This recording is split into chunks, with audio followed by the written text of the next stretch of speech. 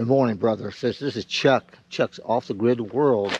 We're in Thetford, Nebraska, at a little overnight stay here. It's a city park. It's located about 60 miles north of North Platte, Nebraska, on Highway 83. This is our setup here. There's something interesting you might want to see here that I'm off the grid. Chuck's off the grid, but Chuck is not off the grid today. Chuck is plugged in. Check it out. Check it out. Look at this. Plugged into the electricity. Right there it is.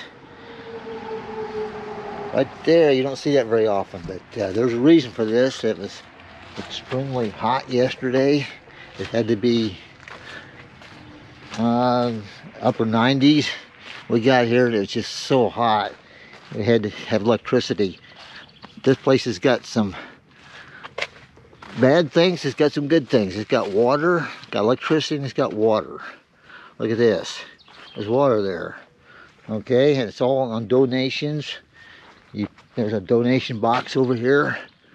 This place is pretty nice. I mean, the thing is, it's free, you know, and other than whatever you want to donate into the box, it is free.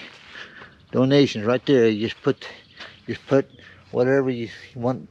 I don't think they accept credit cards. It looks like cash only there. But one bad thing about this place is it's absolutely full of flies. We had the car door open yesterday because it's so hot in the car. I will open the door up and just see how many flies come out of here. Here we go. Check them out. Look at all the flies in there. Look at them. Can you see them?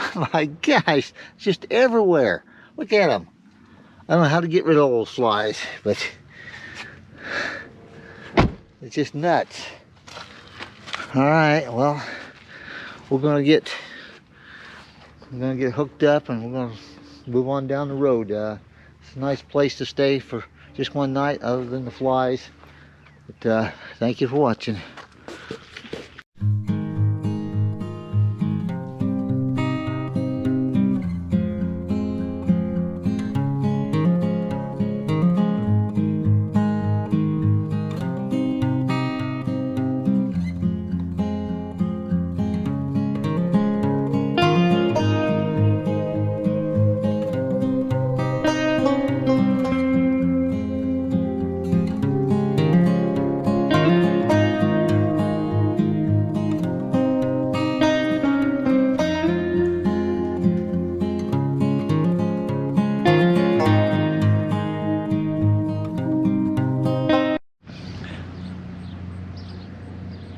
Good morning, brothers and sisters. This is Chuck. Chuck's Off the Grid World.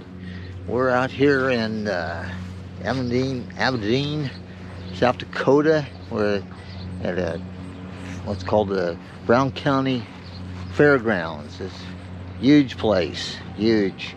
You're not even seeing just a very small portion of this. It's got 4 or 5 different campgrounds in there. I'm not sure which one we're in. It's cost us $25 a night with electricity and water.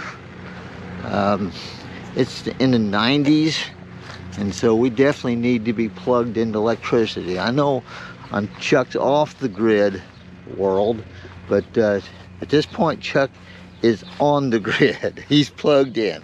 There it is. There it is, a 30 amp circuit going into my RV.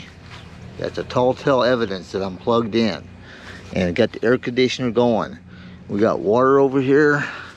I'm not hooked up to the water. If you want, for $30 a night, you can have the sewer hooked up too, but we don't need to really do that. We're gonna go over to the dump station tomorrow when we leave. But I ran into a serious problem yesterday, or maybe it was 2 days ago, I don't know. If you remember, we were plugged in at a free site in Nebraska because it was it was over 190 degrees. It was about 100 degrees there. We was running the air conditioners, both air conditioners. We was trying to run both air. We could not, because like here, this is a 30 amp setup. Well, our plug looks like this, which is 50 amp. 30 amp looks like this.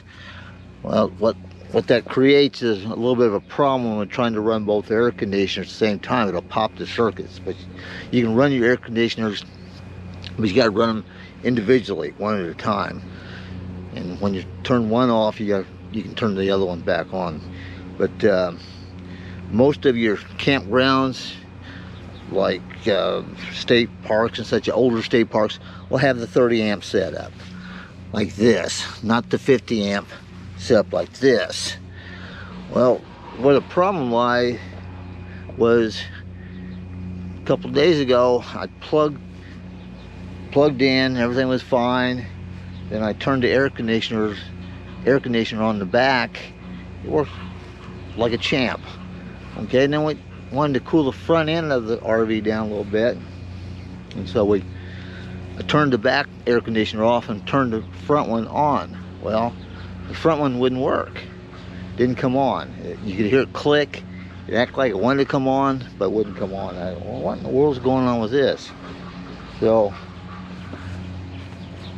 didn't understand that at all. Well, I do know if I run my generator, which is onboard generator, which is back here in the back of the RV. I'll open the thing up here and you kind of look at it here. Can't really see it because it's covered on there, but that's my generator. It's 5,500 watts generator. And there's a switch by the driver's compartment that I can start it up remotely from that switch. And when I start it up, I could run both air conditioners and everything. It's enough power to run the whole RV. And so when I started the generator up, the front air conditioner would work. I'm going, what's up with this? You know, I couldn't understand what would work with the generator. I could run both air conditioners at the same time and it wouldn't work otherwise. Well, started playing around with it, and eventually I kind of come to the conclusion that this was over my head and that I'm going to have to take this into an RV shop and have them look at it. I know what the result would be. Oh yeah, you got to have a new air conditioner. That'll be $2,500 or whatever. But Dean, he's up here at the same time. My friend Dean, he was up here, and he started looking at it. Between the two of us, we was trying to figure out what the problem was. Well, Dean actually figured it out. We come back to this back here, and we start playing with this plug right here, and it popped. So we took the plug off, disconnected it, and the plug just fell apart. This is a new plug. It's not the old plug. The plug just fell apart. And the way this thing works, this 50 amp circuit, well, I understand it. This one here is your ground. This one is your neutral. This is 120 volts, and this is 120 volts. Well, between the two of them, you can run 50 amps, but you still only run 120 volts. Don't quite understand that, but that's the way it works.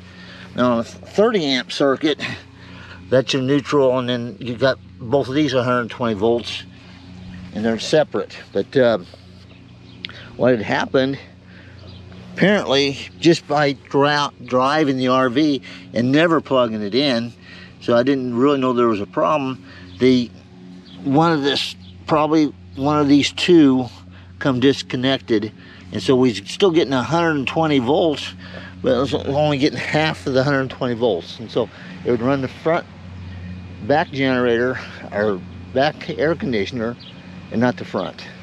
Kind of weird deal. But this plug here, this is an RV plug. You can see there's a handle on there. Well, the old one was just the same color and had a handle on it too, but I couldn't find We went to a hardware store and couldn't find a replacement in the RV, so we went to the part where this is actually a plug for either a dryer or maybe a electric stove. But it's exactly the same thing, other than it just doesn't have the handle to pull it apart. So I replaced that plug, and voila, it worked. And so now we have air conditioning again. So it just goes to show you, it's always something. And if Dean hadn't come over and he shared a little bit about how that thing worked, I wouldn't have figured that out. And I would have been down to, well, probably knowing Chuck. Chuck doesn't take his RV into a shop without the last resort. So I can't remember ever taking my RV into an RV shop. No, I haven't. I have not done that. If I can't figure it out myself, we're doing something different. But that's my story, and I'm sticking to it. It's just, when you're traveling, weird things can happen just from vibrations. I'm assuming that's what happens, just by that cord being back in the back of the RV and all the vibrations that had loosened those screws up in there. And so when I handled it, it's hard to pull it apart. That's why they got these handles on there to pull it out. And when you try to pull it apart, it takes a lot of pressure, and I assume I just probably pulled the wire loose. So got her fixed. We're going to be leaving here tomorrow because they're kicking us out. They got some kind of big county fair thing going on in this area. I mean, you're only seeing a portion of this campground. It's clear on the other side of these buildings and stuff. There's all kinds of buildings for cattle and such. But we're going to go to another campground not too far from here. All right, well, thank you for watching.